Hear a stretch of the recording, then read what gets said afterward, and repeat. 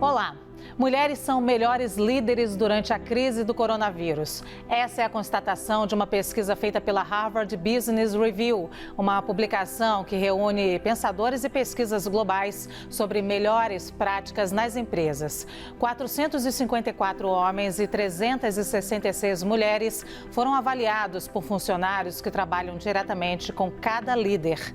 As mulheres foram melhor classificadas em 13 das 19 competências de liderança. Destaque para as chamadas habilidades interpessoais, como colaboração, trabalho em equipe e motivação. O estudo demonstra ainda que, no período de adaptação pela Covid-19, as executivas demonstraram maior compreensão sobre medos e inseguranças dos colaboradores e passaram mais confiança em planos e estratégias. Já os homens tiveram melhor resultado nas avaliações sobre conhecimento técnico. Afinal, o que mais as mulheres precisam provar para assumir cargos de comando?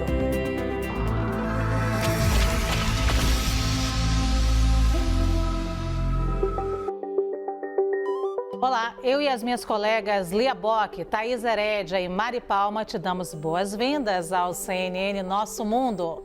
O nosso programa de hoje fala sobre os desafios das mulheres para ocupar cargos de liderança. E quem nos ajuda neste tema é uma convidada que conhece bem esse difícil e tortuoso caminho.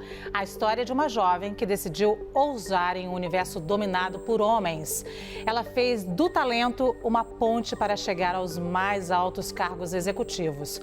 Foi a primeira mulher negra a comandar uma multinacional de grande porte no país.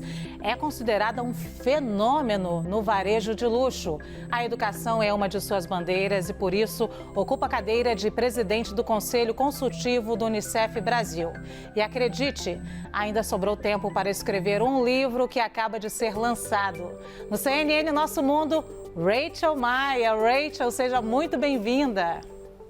Olá, olá, muitíssimo obrigada por me convidar, por me ter aqui e fiquei muito honrada pela tua apresentação. Muito obrigada.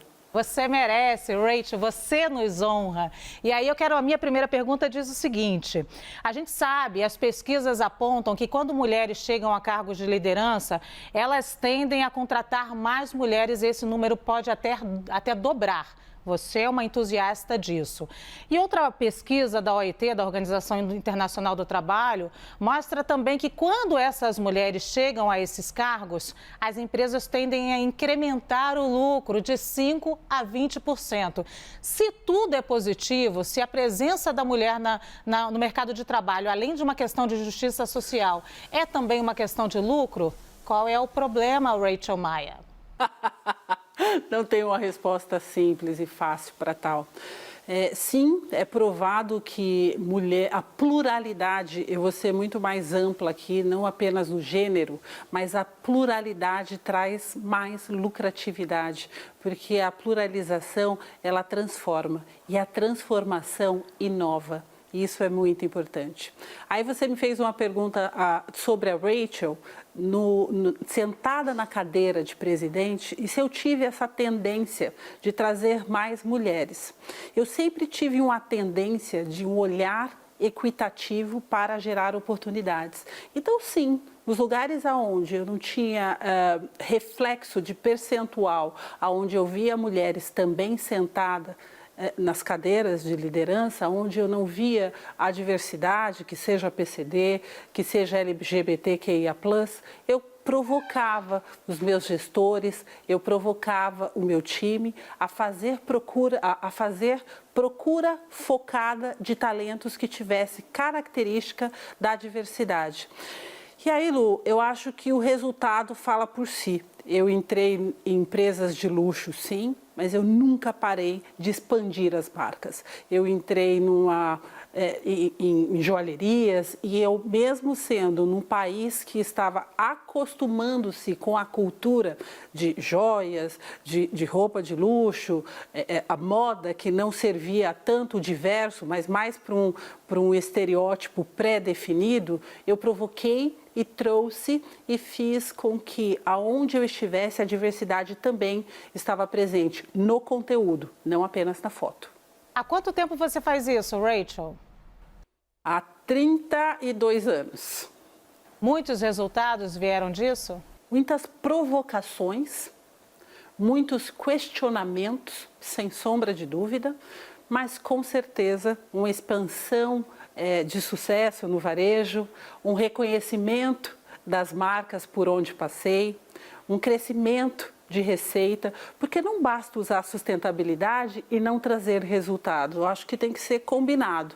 Então, eu trouxe a sustentabilidade no ecossistema do social, mas também combinei com resultados expressivos. Então, garanto para você que a diversidade, ela além de transformar, ela traz resultados benéficos para a empresa. Lia Bock. As mulheres de gerações anteriores que chegaram a cargos importantes contaram a necessidade de se masculinizar para estarem nesses lugares, né? Você percebeu, você sentiu essa necessidade? E como você vê a evolução nesses anos, né, de corporativismo? Como você vê a evolução? As mulheres já conseguem ser femininas e serem respeitadas assim? Gostei, Lia, gostei da pergunta. Olha, eu tive a minha fase de terninho cinza, sim, mas passou rápido e eu sempre gostei de ousar. Eu sempre gostei de experimentar algo novo, incluso no meu look.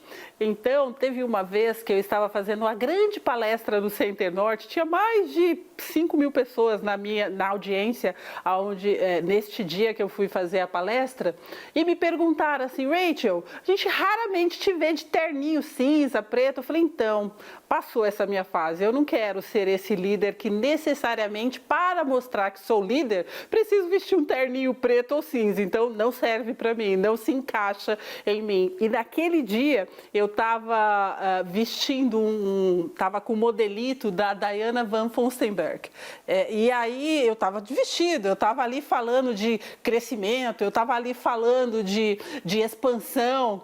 E muito bem, obrigada, né, feminina, olhando para um lado, olhando de uma forma confortável, olhava se o negócio estava servindo bem e assim por diante, mas aquilo não tirava o empowerment, o poder do meu discurso.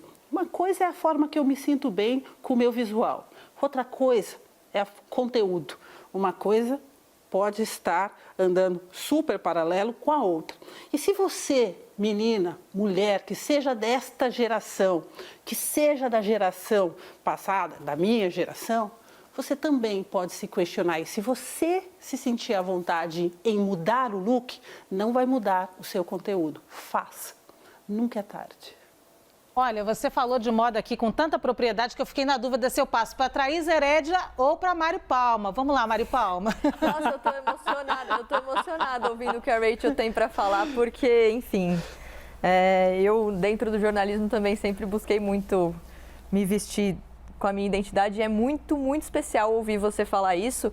Rachel... Você foi pioneira nisso, pioneira de aparecer de camiseta, com jeito punk. Eu sei porque eu acompanhei desde o começo. Ai, olha, eu não pedi pra ela falar isso, gente, tô emocionada aqui. Rachel, é muito especial te ouvir falar. Falou! E eu acho que, enfim, a gente aqui já teve a oportunidade de falar com você em outros momentos e o que não muda é a sua energia. A sua energia é algo que mesmo hoje, a gente falando com você pela tela, a gente consegue sentir daqui e eu acho isso muito especial. Outra coisa muito especial, e lendo o seu livro eu percebi isso, é o quanto você fala da sua família. Eu acho muito maravilhoso como você sempre volta para sua mãe, para o seu pai, para os seus filhos. Eu acho isso muito maravilhoso. E você começa o seu livro dizendo que não dá para falar da sua vida profissional sem falar da filha, da mãe, da mulher, que não dá para separar essas esferas da vida. Eu queria que você falasse um pouquinho sobre isso, porque são mais de 30 anos no mercado corporativo, mas sempre você estava ali falando com a sua família como base ali. Então, qual a importância de manter a família perto? Primeiro, com todo respeito à minha mãezinha amada, que eu perdi há aproximadamente uns 9 meses, nesse processo pandêmico maluco que a gente está passando. E mesmo assim, eu não deixei em momento algum de acreditar que a família era a minha base, era o meu esteio. E partindo desse princípio, eu sempre ousei e diversas vezes eu caí, diversas vezes eu ralei meu joelho. mas por ter uma família muito próxima, minhas 4 irmãs, Yolanda, Sandra, Márcia e a minha irmã Bitinha, né, que a gente chama ela de Silvana, Bitinha, e meus 2 irmãos, o Léo e o Evaldo, meu pai, minha mãe, o seu Antônio e a Dona Pretinha, o nome dela era Dona Maria, mas todo mundo chamava ela carinhosamente de Dona Pretinha, eu tinha eles para me segurar, para às vezes limpar o meu joelho, porque às vezes o tombo era tão doído. E aí eu tinha eles para estar lá pertinho de mim. E para mim, eu posso olhar hoje essa empresária, né, essa presidente, ter chegado na cadeira número 1, sem sombra de dúvida. É porque eu tive pessoas como essas que eu acabei de citar o nome, que não hesitaram em me ajudar, em me apoiar e me levantar. E o resumo desse pedaço aqui fica... Não tem problema, mesmo você sentado na cadeira número 1, é possível e passível de cair, de escorregar ou de levar portas na cara. Mas você não precisa estar sozinho. E no meu caso, a minha família foi imprescindível para me fortalecer. Thaís Herédia. Rachel, primeiro, eu sinto muito pela perda da sua mãe, minha cara. Solidariedade aqui é uma perda difícil. E eu vou incluir a pandemia na nossa conversa, até pelo que você mesmo disse nesse momento pandêmico, porque as mulheres são as que estão pagando o maior preço, né, dessa crise, não só do ponto de vista da família, como também do mercado de trabalho, né? Então, nós entramos na pandemia conquistando um bocadinho a cada década de espaço, de salário, de reconhecimento, de liberdade para usar uma roupa feminina, e vem a pandemia e passa um rodo em muitas dessas conquistas, né? Como é que você está enxergando a saída disso? Porque essa é uma ponte longa que a gente leva anos para atravessar e a impressão que eu tenho é de que ela foi rachada no meio. Tive a dor maior, né? Porque perder um ente querido é muito complicado, muito desafiador. Mas mesmo assim, eu continuo uma pessoa, Rachel Maia, presidente, executiva, empresária, mentora, conselheira. Mesmo assim, eu continuo otimista. Isso eu aprendi com meu pai e com a minha mãe, que a gente tinha a oportunidade de olhar o copo meio cheio ou meio vazio. E lá em casa ele sempre nos motivou a olhar o meio cheio. Então, mesmo com a dor e a saudade, existe oportunidades. E a crise, ela veio para mim, eu saí de uma empresa, eu decidi sair da presidência e me tornar consultora e conselheira no meio da crise. Porque eu vi oportunidades. Eu continuei estudando, estou fazendo o meu 4º MBA no meio da crise. Então, eu continuo, eu divido a minha vida em 3/3, né? O pessoal, o profissional, ele tem o lado do empreendedorismo e tem o lado do social. Eu nunca solicitei tantas cestas básicas para que eu pudesse ajudar as pessoas que nós levamos educação e empregabilidade agora no meio da crise. Então, sim, é desumano. É inaceitável ter uma média de 4.000 pessoas morrendo a cada 24 horas. É algo que é difícil como ser humano assimilar tal. Mas apesar de tanta dor e tanto luto, nós não podemos desistir. Nós temos que continuar a luta, porque esse sucesso do Brasil, por mais que o político às vezes não anda de encontro com o econômico, mas nós somos os brasileiros, nós somos os detentores dessa nação. Nós não podemos ignorar que se a gente jogar a bandeira, jogar a toalha, o negócio não vai acontecer. Então nós temos que fazer acontecer, mesmo a despeito de toda a dor, de todo sofrimento e muitas vezes de toda a miséria que nós estamos passando. Nós não podemos desistir. Eu vou juntar agora a pergunta da Thaís, vou pegar carona nessa Rachel inspiradora que a gente acabou de ouvir agora. Rachel, a Thaís falou sobre as mulheres que mais sofrem, mas mesmo dentro das mulheres nós temos um grupo de mulher que mais sofre, que são as mulheres negras. Todos os indicadores estão dizendo isso. São elas que estão passando mais fome, são elas que precisam mais do benefício do auxílio emergencial, elas que sofrem mais com a violência, elas que sofrem mais com o desemprego. E você faz parte de um universo muito, muito pequeno. Você foi o índice 0,4% de CEOs no Brasil. E aí, eu te pergunto, essa Rachel inspiradora tem medo de esbarrar naquilo que a gente chama de meritocracia, nesse discurso de que se você quer, você pode, quanto tantas outras irmãs, mulheres negras estão lá na base da pirâmide? Eu vou dividir em duas partes essa sua pergunta. Primeiro, você está corretíssimo. Mulheres negras de pele preta, retinta como a minha, sim, sofrem muito mais em vários aspectos e não só agora nesse momento pandêmico. Mas a gente não pode ignorar, é uma sociedade machista, preconceituosa, a qual entendeu um certo estereótipo de beleza, e a mulher preta de pele retinta sempre foi vista à margem. Então, nós estamos cada vez mais unidas e galgando pelos nossos direitos. Então, existe um sofrimento do negro, mas existe um escalonamento. Quanto mais preto a sua pele, mais problemas você vai enfrentar na sociedade. Ponto. Tem isso. Mas a questão mais ampla, olhando de uma forma macro, viu? Quando você depara com esse 0,4, que eu acredito que é importante se dizer, mas não é bacana, não é legal. Você toda hora tem que ficar explicando porque você é 0,4. Eu nunca fui convidada a ser presidente ou executivo, ou sentar na cadeira número 1 pela cor da minha pele ou pelo gênero. Eu sempre estive presente na cadeira número 1 pela minha competência e pela minha qualidade. É isso que me fez estar onde estou e o conhecimento que eu busquei. E não foi que eles olharam para a cor da minha pele e vamos fazer essa inclusão, não é nada disso. Mas esse número não pode ser celebrado. Ele deve servir como alerta.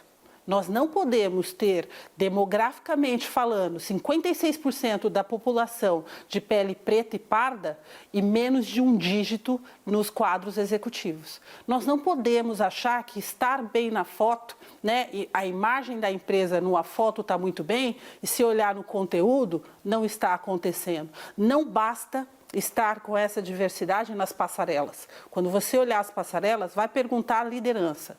Como que está refletido na liderança? Como que está refletido nos conselhos? Aí você pode falar que a empresa se transformou para a diversidade, entendeu e incluiu o processo de pluralização dentro da empresa. Caso contrário, fica bem bonito na foto e não é isso que nós queremos. Lia Bock. Rachel, já vi você falando algumas vezes, até com um certo bom humor, sobre situações racistas pelas quais você passou. Em filas de aeroporto, na classe executiva, ou até quando você foi capa da Forbes a primeira vez. E você trata com um certo bom humor, né? Mas agora eu quero saber como é que te cai quando os seus filhos é que são vítimas de racismo, quando você olha para eles, assim, como você conversa esses assuntos com ele? Como é a Rachel mãe lidando com isso? Perfeito. Perfeito, Bia. Na verdade, sim, eu sou uma pessoa, eu tento ser otimista por natureza e eu tento levar para um lado que a pessoa que tem esse pensamento torpe, pequeno, medíocre, ela não pode me definir. Então, o pensamento dela cabe a ela. Então, ela tendo ações preconceituosas contra mim, sim, me mandando sair da fila executiva e ir para a fila econômica, ou, muito bem, eu abria a janela do carro e perguntava, vem cá, o que você está fazendo dirigindo esse carrão, cara? Você não tem nada a ver. Ou olhar, parar na porta do meu condomínio, esperar eu sair e falar assim, olha, você não merece estar naquela capa. Não tem capa que caiba preto aqui nesse país. Aí você olha assim e você fala, putz, cara, olha, de verdade, você, sua pequenez, você com seu lado pequeno, né, que deve com certeza ter muita infelicidade aí num processo ou falta de entendimento num processo, não cabe a mim. Né? O que cabe a mim é me abrir e ensinar pessoas e empresas que queiram se letrar quanto à diversidade e à inclusão. Aí vai ter o meu total apoio. Mas, Bia, você tocou num ponto sensível, né, da minha pessoa, que são meus filhos. Sim, minha filha já passou por algumas exclusões e preconceitos em passeios, em shopping, em escola, essas coisas todas. E eu tive dificuldade em lidar. Então, algumas vezes que ela sofreu preconceito na escola, né? Quando ela era pequenininha, eu fui até a escola. Estão cantando cantigas para minha filha sobre o cabelo dela. Quer saber? Eu não vou tirar o salto para brigar aqui, então o negócio vai ficar apertado, o buraco vai ficar apertado. Então, quando se trata da Rachel Maia, de mim, o casco já está mais grosso, eu já passei por muitas coisas. Mas quanto aos meus filhos, eu não deixo, em especial a Sara Maria, que tem 9 anos, todos os santos dias eu a empodero como a negra, como a menina que deve ter muito orgulho de cada pedacinho do corpo dela e o cabelo dela. Mas a sociedade aí fora ainda está se preparando para tal e ainda olha com olhar excludente. E isso me magoa. Por mais preparada, por mais embaixadora que eu seja desse tema de diversidade e inclusão, por mais que eu lute com todas as minhas forças, eu sou humana. Eu tenho as minhas fragilidades e eu tenho as minhas fraquezas. E esta, com certeza, é uma das minhas fraquezas. Rachel, você sente o peso ou a responsabilidade, que eu digo, de estar no foco na hora de denunciar o racismo? Porque muitas de nós, mulheres negras, estão numa situação tão dramática, como eu disse aqui, ainda dependendo de auxílio. Muitas estão passando fome nesse momento. Quando a gente ocupa um determinado espaço, eu, pelo menos, me sinto muito mais responsável pelas denúncias e pela luta. E você? Às vezes fica pesada até essa responsabilidade, mas o papel é nosso, sabe? Se nós não assumirmos tal, vai ficar tanta gente para fora, sabe? Vai ficar tanta gente achando que aquele sonho não é dele, ou que nem tem o direito de sonhar. Por mais pesado que seja, acho que a gente não tem muita escolha, não. A gente tem que abraçar essa luta e claro, por algumas vezes, quando dá aquela dor, né, aquela necessidade de colo ou de apoio, olhar, procurar uma rede de apoio, procurar na lista, não tem problema nenhum, procurar alguém que possa também te reerguer e depois que você reergueu, continuar seguindo, segue o caminho, porque tem muita gente desesperançosa. E ainda mais nesse momento que nós vivemos, esse momento pandêmico, esse momento que tem muita gente passando fome. Eu não estou falando só do desemprego, eu estou falando falta de necessidades básicas. Eu estou ligando para executivos, amigos meus e outras, para pedir cestas básicas, para eu ir para invasões junto com o meu projeto.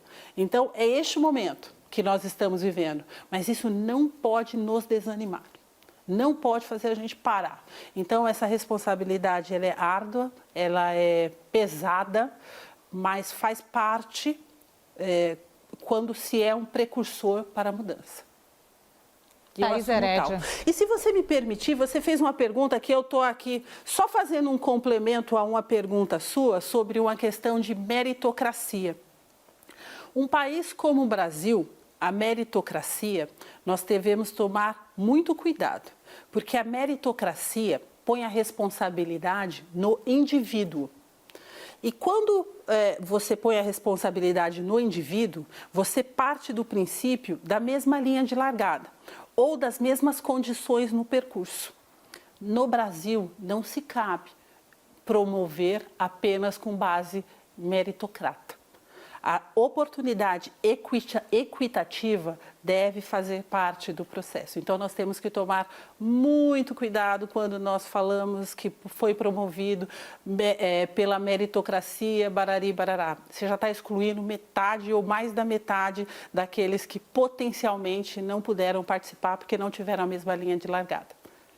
Muito obrigada, Rachel. Thaís Herédia. Foi ótimo ela ter lembrado disso, porque eu ia voltar exatamente nesse tema, Rachel, misturando um pouco a questão da meritocracia e dos negros em geral. Nós assistimos no ano passado um movimento muito grande, ou por iniciativa própria, que foi o caso do Magazine Luiza, que criou um programa específico para a contratação e treinamento de negros, foi atacado e criticado na mesma proporção. E isso abriu uma janela, né, para outras empresas, ou porque estão vendo que o mercado estão fazendo não podem ficar de fora, ou por convicção, inclusive autocrítica, de dizer por que não pensamos nisso antes, né? E o debate da meritocracia voltou com toda a força nesse contexto, porque, né, como assim, mas... E se for negro, mas não for competente? E se for branco e for competente? Quer dizer, como é que você enxerga esse movimento que foi feito grande aqui no ano passado, que acabou provocando reações em outros lugares, se ele é para valer e se ele tem força para se espalhar mais? Então, na verdade, nós temos um ponto muito importante, é uma questão histórica. Para letrar, para mudar, nós precisamos nos reeducar, reconstruir. E não podemos esquecer fatos históricos. Foi feita uma abolição mal e porcamente feita há 133 anos atrás. Não foi feito nenhum tipo de ação afirmativa. Foi constituída a periferia através desta abolição. Então, o que está acontecendo neste momento, neste minuto? Nós negros, nós não somos descendentes de escravos. Nós somos um povo que foi escravizado. Nós somos descendentes de reis e rainhas.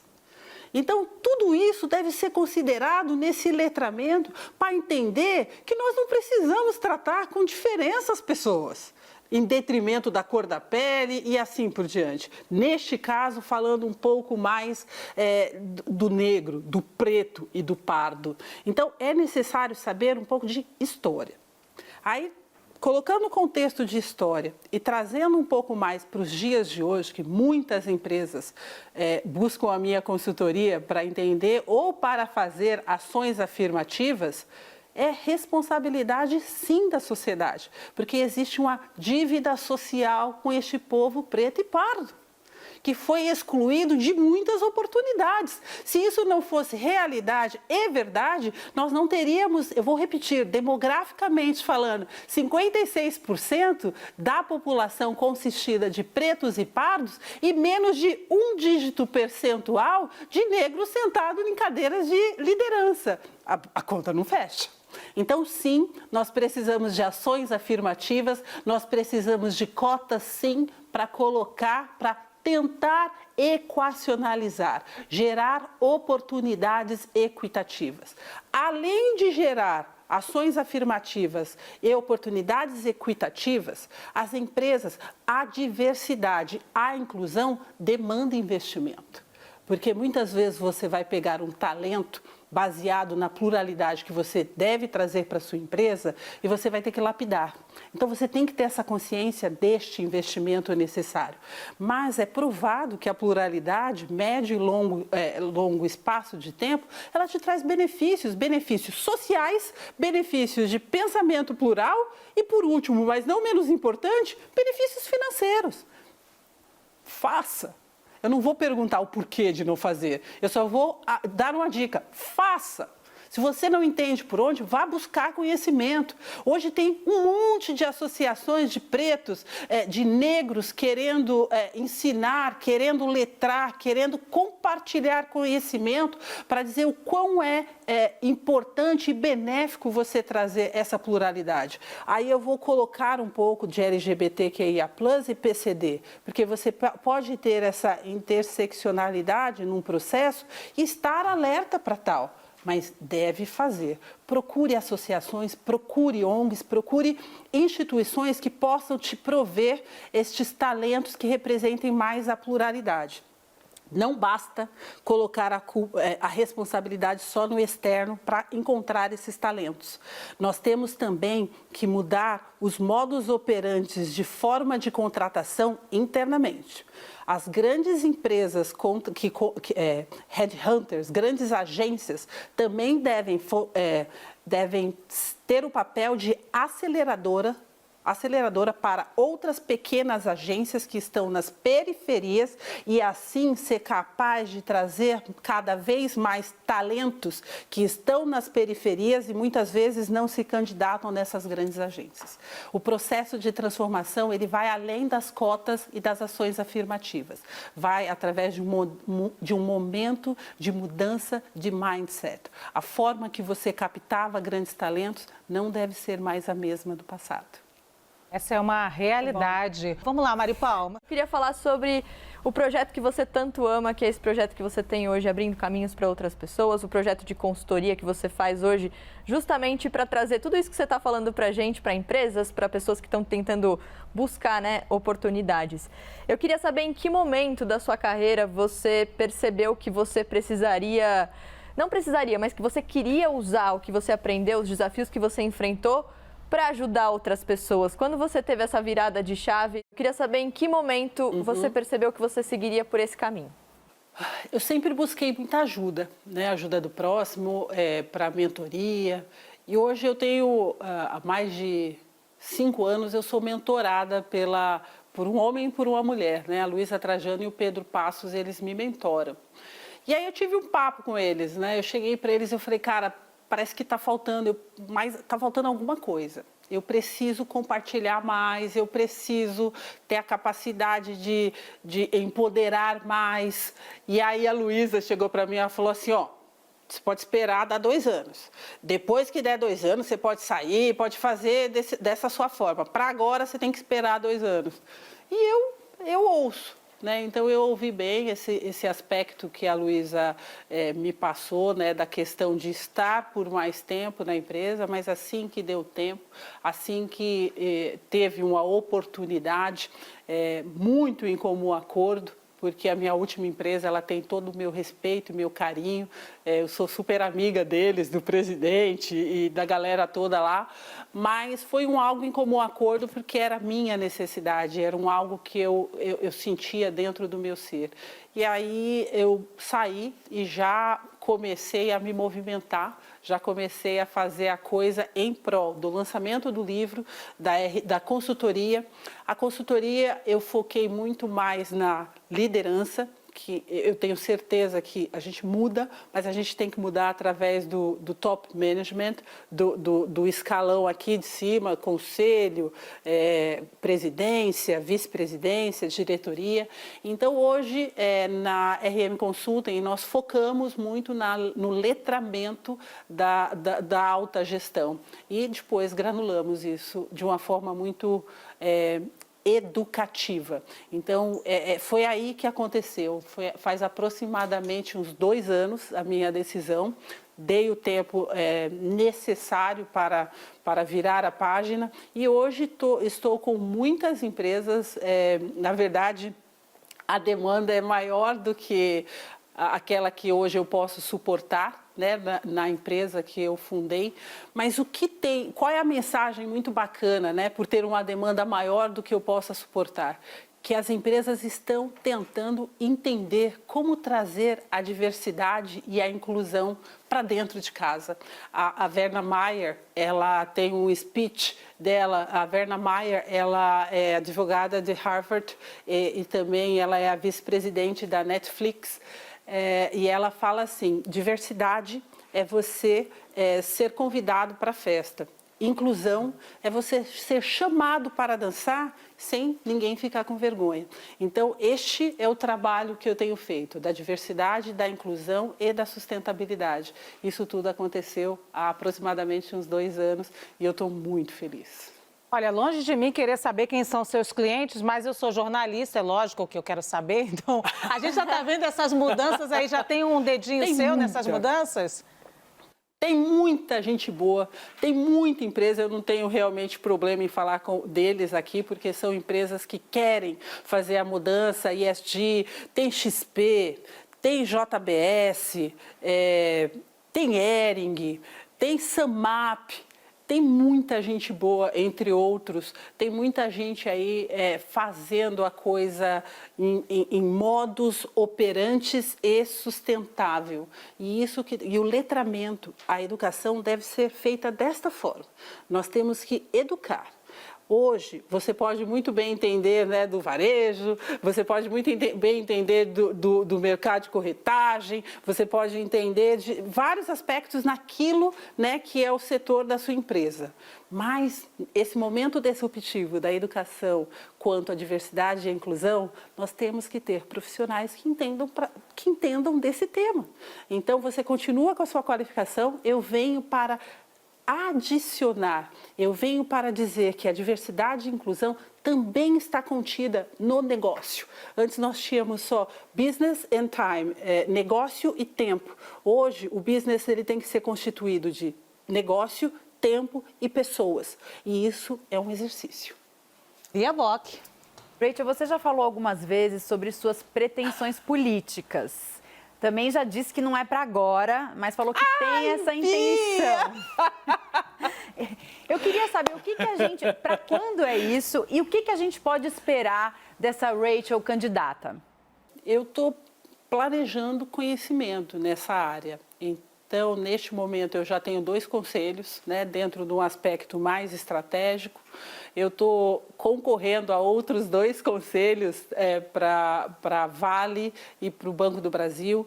Eu pretendo estar muito mais focada na sustentabilidade, no social do ESG, para eu poder entender um pouco mais desse macroview estratégico no Brasil.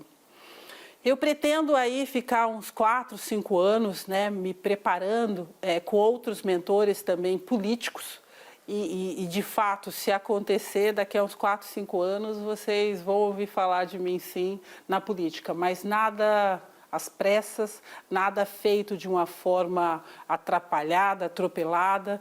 Se uma vez eu me propondo a ser, quando eu me propus a ser presidente de empresas globais, eu fui porque eu podia dar bons resultados. E se de fato isso acontecer, eu vou para fazer também, levar bons resultados. Mas isso demanda preparação. Thaís Herédia. Eu quero continuar falando da política, porque essa renovação é um movimento... o Thaís, não fala! E esse movimento, a gente tem tantas instituições que nasceram, né, nesses últimos 4, 5 anos de preparo de políticas. E temos já gente no Congresso Nacional fazendo parte dessa nova turma. E você é de uma geração para frente, né? Essa turma que está chegando é a turma jovem, cheia de energia e com essa visão de contribuir para o futuro do Brasil. Eu queria te ouvir um pouquinho mais sobre a política e sobre esse engajamento da sociedade civil. Gente que nunca quis se envolver, não, com política eu não me meto. O seu movimento, você enxerga em outros pares, em outras pessoas, de dizer, olha... chegou a hora de eu atravessar essa linha. Mas essa foi a minha resposta por muitos anos. Em política, eu não me meto. Muitas vezes, uma reação de decepções ou uma reação de falta de esperança. Então, essa, né, foi por muitos anos, né, o meu discurso. Em política, eu não me meto. Mas, aí fica aqui a pergunta, né? Se nós não nos metermos a tal, como que a gente vai mudar essa história? Então, eu comecei a refletir mais em um olhar de colaborar para a mudança. Repito, eu acho que existe sim uma sociedade que quer interagir muito mais, mesmo tendo essa diferença de geração, hoje, de gerações. Hoje, por exemplo, 6h30, eu estava conversando com a Luísa Trajano, a gente estava num papo na mentoria, e aí ela me instigou a estar falando com a pessoa que nós conhecemos em comum, mas que ela conhece muito bem, a deputada federal Tabata, e aí eu pedi para a Tabata, me manda o projeto que você acabou de mandar submeter para ter 30% de mulheres no conselho, me manda para eu dar uma olhada. Então, eu acho que essa mescla, essa mistura se faz necessário para que a gente possa fazer essa mudança. Então, não dá para ficar parada, mesmo hoje fazendo parte da sociedade civil, não dá para eu ficar no meu cantinho esperando simplesmente, né, tudo que está acontecendo. E eu sei que esse projeto, só para que vocês saibam, vários núcleos, né, do Grupo Mulheres do Brasil, a qual eu faço parte, já analisou. Então, é dessa forma que nós estamos tentando fazer a movimentação em prol de uma mudança que seja benéfica para nós todos. Porque nós não queremos excluir ninguém. Nós só queremos o nosso lugar de fala. E 30% comparado, né, falando desse projeto-lei dela, 30% comparado à demografia, que é de 51%, não é ousado. Nós temos espaço para tal. Então, eu acho que é isso, é colocar na mesa para discutir. E esse movimento é muito saudável e tem engajado muitas pessoas. Olha, você me fez lembrar agora um ditado africano que diz o seguinte: se você quiser ir rápido, vá sozinho, mas se você quiser ir longe, vá junto. Esse grupo de mulheres, eu acho que é isso, é para ir longe. Vamos lá, Mari Palma. Eu queria trazer outra questão, que é a glamorização do workaholic, né? A pessoa que está sempre ali atarefada, no telefone, reunião, e de certa maneira muita gente acha que isso é uma pessoa valorizada, isso tem valor. E eu sei que no seu livro você diz que o fazer nada é também importante, que você é desse time que acha que é importante ter um tempo para descansar. Queria que você falasse um pouquinho sobre como você administrou isso na sua carreira. As suas perguntas são fantásticas, sempre provocativas, né? Vai ser impossível, mas tudo bem. Eu sou workaholic, sim, mas eu adoro ter os meus momentos de prazer, em especial com a minha família. Eu vou te dar um exemplo. Eu sou a pessoa que fico provocando, né?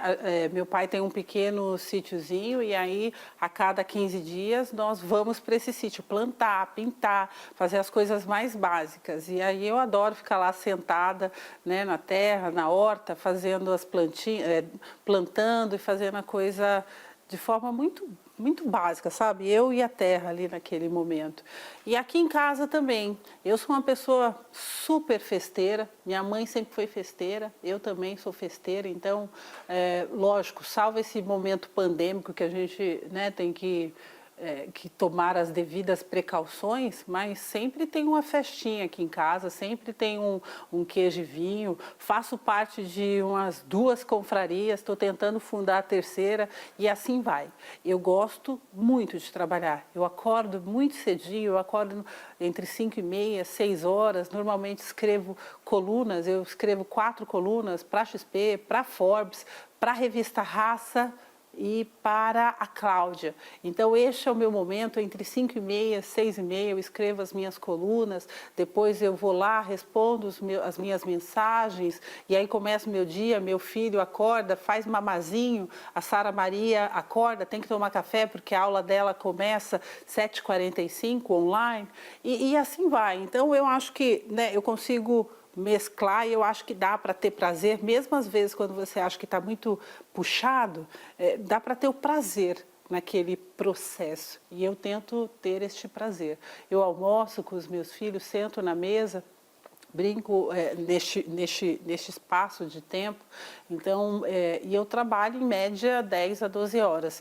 Então, eu particularmente, para mim, se você faz só essa glamorização desse processo de workaholic, é um problema. Tem que ter uma mescla aí alegre, do saudável. Mas eu consegui também isso tudo, Mari, através de muita análise, tá?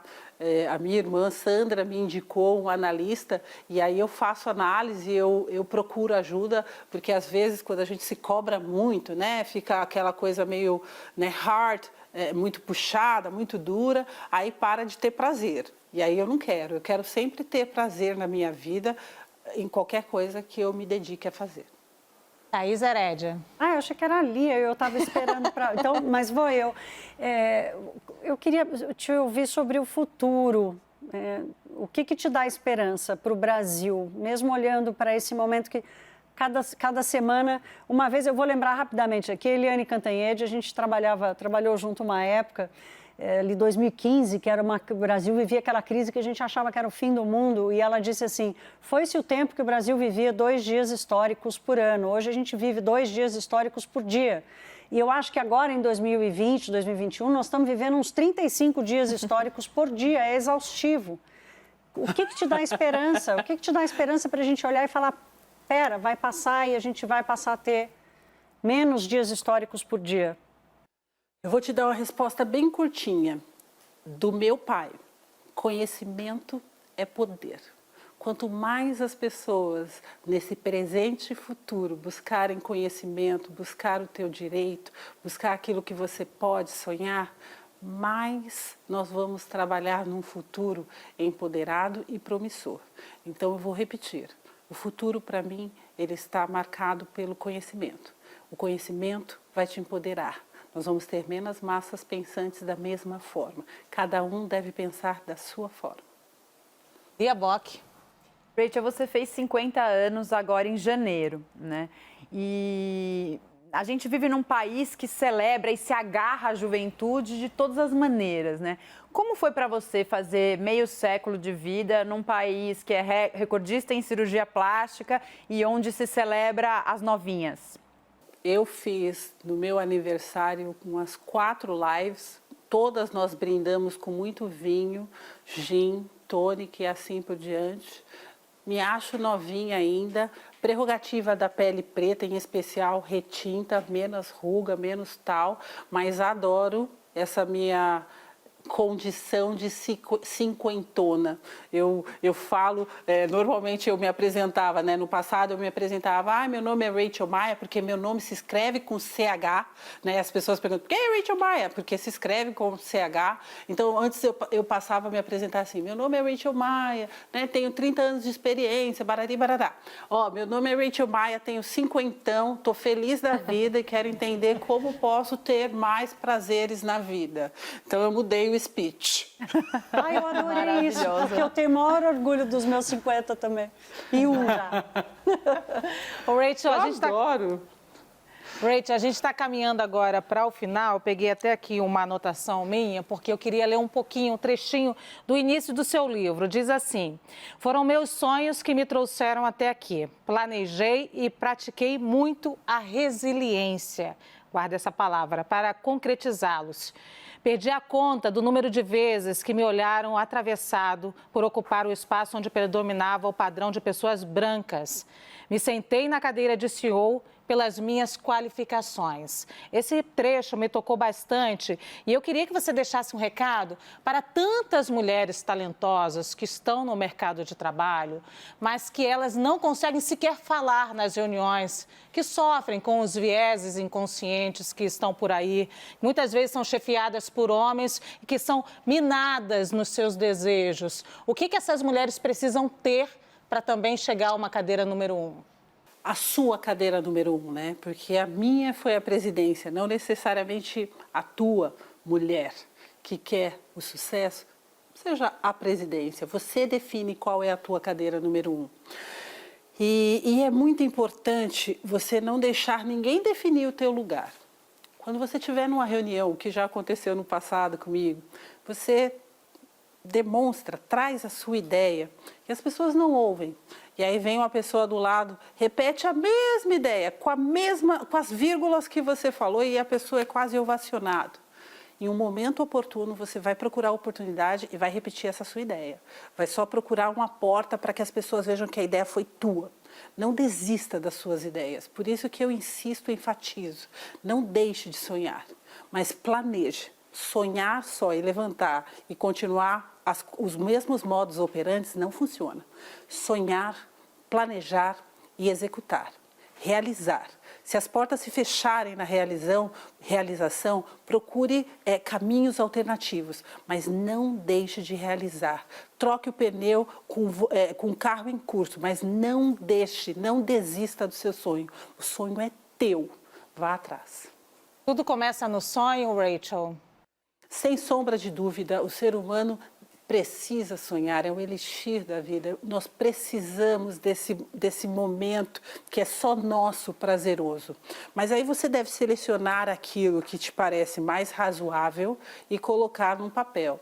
Não significa que você não deve arriscar, significa que você deve traçar rotas, significa que você deve visualizar. Eu sou uma pessoa que eu preciso de rotas pré-definidas, mesmo que eu tenha que mudar no meio do caminho, mas eu sei que eu sonhei e planejei algo que de repente eu preciso lapidar um pouco mais para atingir o objetivo. Mas, posso contar para você, eu acho que sobra nenhum dedo.